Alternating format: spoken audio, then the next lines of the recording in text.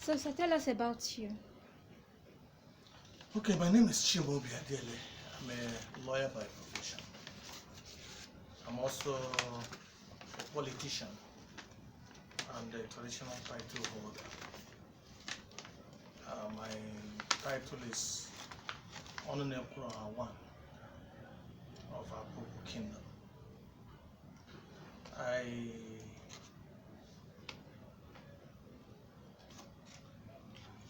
Like I said, I'm also an honorable. As a politician, I'm an honorable because I contested election for House of Reps. And whenever you contest election, they call you an honorable, and I'm also very comfortable with you. Tell us about your journey into law.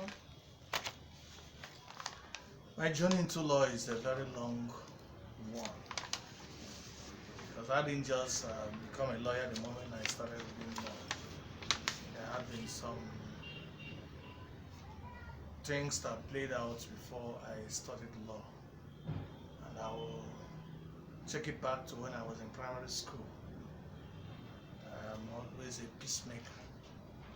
I resolve a lot of problems and I tell truth so that when children quarrel, I'm always the one that everyone rely on to state the true account of what happened. But that is not when I started thinking of reading law. I didn't think of reading law at that material time. Even in secondary school, I didn't have law as one of the likely courses I was to study. I was thinking of studying medicine or even studying any course related to literature, because the first literature I read was Chima and some other books. So I was thinking of becoming one of those great authors, Chima, Woloshoyinka, Valamitumi, and all the rest. And what more also, in my secondary school, I was on top of my class. So every of my teacher liked me, and each of them wanted me to study his own course that he studied in the university. It got to a point where I narrowed it down to economics and agri-science because the teachers liked me so much, and they imparted so much on me. But incidentally, I didn't join university immediately after my secondary school, and I was in business, and then in the process had closer contacts with the society. That somehow changed my thinking process, and I started now rooting for law.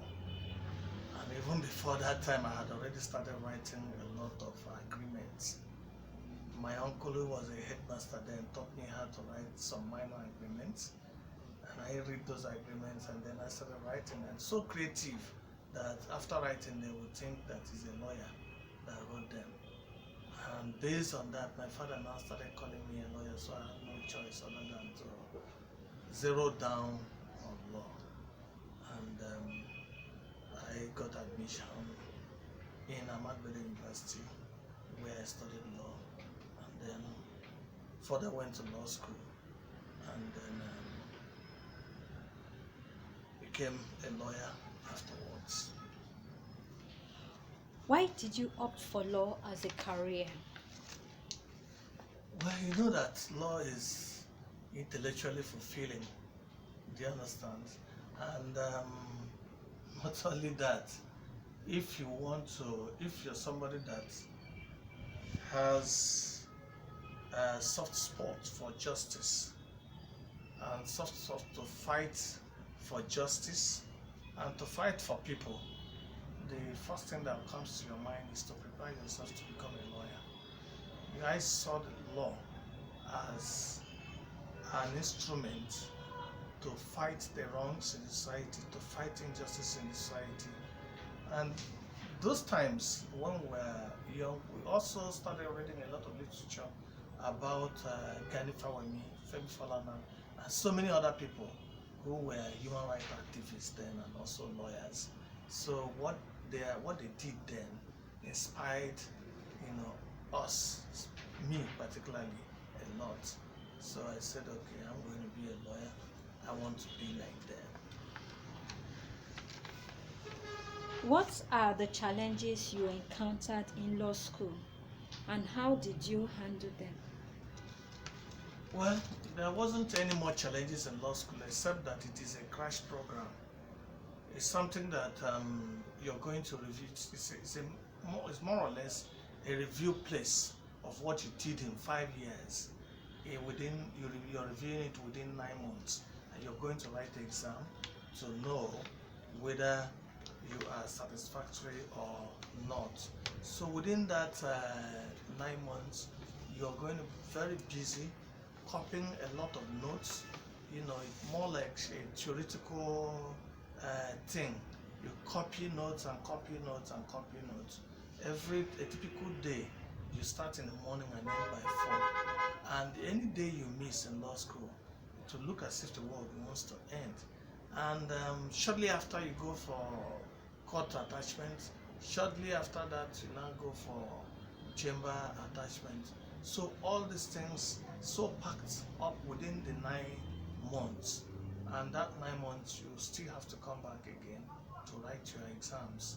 And in that 9 months, you also have to show that you're fit and proper to be called to the Nigerian bar. So it wasn't an easy thing, but we learned to take things one thing at a go. We were able to do it, and we passed the law school. Now, as a professional lawyer, what has been the most challenging point of your legal career? The challenging point of my legal career is that the society expects so much from me, and you have to also live above board. So you have to balance with what you're doing and what the society expects from you. You must show the society that you're a lawyer. Because right now, if you do anything, the first thing that people say, if you do anything wrong, the first thing that strikes people will say is that, oh, he's a lawyer. So you must be conscious of that. So every day, you have to pray and be sure and ensure that you are living above board, that you have integrity, that you have honest, that you have to deliver according to your promises, that you also have to deliver, not just deliver, you have to deliver good services to your clients. So my client is the first person that comes to my mind. What will I do to make sure that my word is my bond, that the promises I make, I'm going to do this or I'm going to do that I do them according to the way I promised. What are the areas of law that interest you most? Well, I have a lot of areas that interest me most. I have delved into so many areas of law. I do a lot of criminal, practice. I do a lot of civil practice. I do a lot of transactional practice. All that. But and that is one area I have soft spot for, is corporate practice. Corporate practice where you have to advise companies on their transactions and what they need to do and not to do, and all that, and make sure that they are in good, state.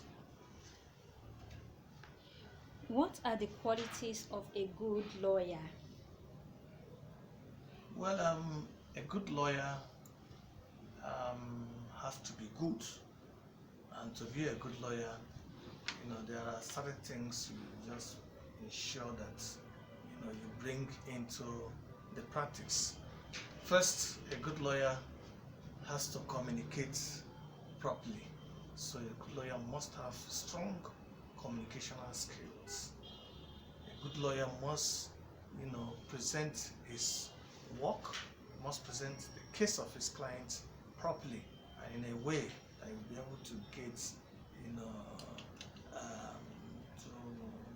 a way that he'll be able to get judgment for his client, whichever way it goes, but at least you must have presented the case. A good lawyer must be a very honest person, must have integrity, must be creative, because for you to do anything, you have to also be creative.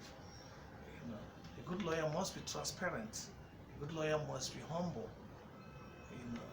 and there are so many qualities. A good lawyer must also know how to write. He must write a good lawyer must also be a researcher. He must research very well and get to the root of any matter. So there are plenty qualities a good lawyer must possess, but these are the basic things that a good lawyer must have. He must be versatile also. You must be versatile. You don't just restrict yourself. You must, read everything that comes your way. You must know better than that your client that engages you, and that is why he engages you. Because if he knows, he wouldn't have engaged you. So you must be versatile and show your client that you have the capacity to handle his work. What is the most important to you in your job as a lawyer? What is most important to me? Yeah, it's important to me that what's most important to me is that one, in the course of my work, I have to be healthy. Good health is important to me while I'm working, so I must take out time, to relax and ensure that my health is okay. Because once my health is okay, I can go to mines. Then again, I have to be honest and I have to show integrity in everything that I'm going to do. Everything I tell you, once I tell you anything, you go to anywhere except is a mistake. If there's no mistake anywhere, anything I tell you, anywhere you go to, it is the same thing I tell you. It's important to me to be very honest to my clients. It's also important to me to deliver my work according to the timelines that I give to my client. If I've told the client that, look, I'm going to do this within this time, in fact, that moment I've caged myself because I have to work to make sure that I deliver according to the promise I had made. So it's important to me as a lawyer. And Tell us about your firm. okay, my firm is called Multi-Choice Solicitors. Multi-Choice Solicitors, is a firm of legal practice. We have 3 partners and we have so many other lawyers working under us. We came on board in the year 2006 and we have remained, in existence till now.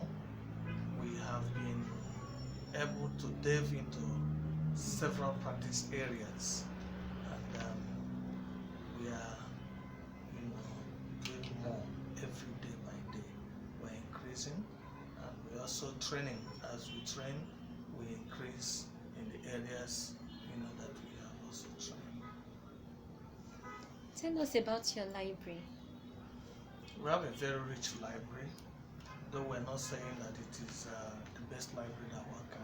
We've not got it to the point where we want it to be, but we are investing so much on our library every day by day to bring it to the standard where everyone can make it a reference point. How do you see us at Princess Legal World? Well, Princess Legal World is in fact I call it a resource center because it has what it takes, for lawyers to build their library and to build themselves. It's a one-stop, legal shop. It's a one-stop legal shop and a dependable, legal partner to lawyers. In fact, it's a lifetime friend of the lawyer, dependable life partner of the lawyer, because it captures you the way Princess Legal World is, structured. It captures you from when you are a law student to when you are in law school and to when you have started practice or doing any other thing related to law. So she captures everything. And not only books, she has both e-books and physical books that you see. So I think she has everything to be a leader in the field of books and legal resources. Which books from Princess Legal World has been most helpful to your work? Well, I wouldn't mention them, but I think every book that I need for my work now comes from both foreign books, because that is where you go and get reliable foreign books at very affordable prices, and both laws of tradition of Nigeria, the acts, whatever you call them, the books are available. Any book, including the law reports, and in fact, my first stint with that companies has to do with a book on maritime. I needed one particular book on maritime, and I checked several other shops. I could not get any, but the moment I got into that place, I was blaming myself, saying, where have I been that I haven't known this shop for a long time? Because everything I needed was inside the shop. What will you say to your colleagues and upcoming lawyers about Princess Legal World? Well, there is a story we used to talk. Well, maybe it has to do with it. I think it's a proverb. That proverb is say when you are digging a hole and you now find the thing that made you to dig a hole, that there is no point digging again. So the moment you enter Princess Legal World's Resource Center, there's no point going to elsewhere again, because everything that you need is there. So my advice to my colleague is that they should, look up to Princess Legal World for whatever legal challenges in terms of resources that they have. What advice will you give to lawyers? Well, I think I have so many to tell my colleagues, based on experience over the years. I think I've practiced for about 17 to 18 years now. My advice is that law requires a lot of patience. It requires a lot of hard work. It requires a lot of research. It requires a lot of consistency, in what you are doing. It's not a place that you just go one time and then get everything that you know. It requires everyday consistency in what you are doing, and you try to be honest, and you try to be patient with what you're doing, and again, you try to show so much integrity in what you're doing, because that is what people assess you with. Your integrity is very important.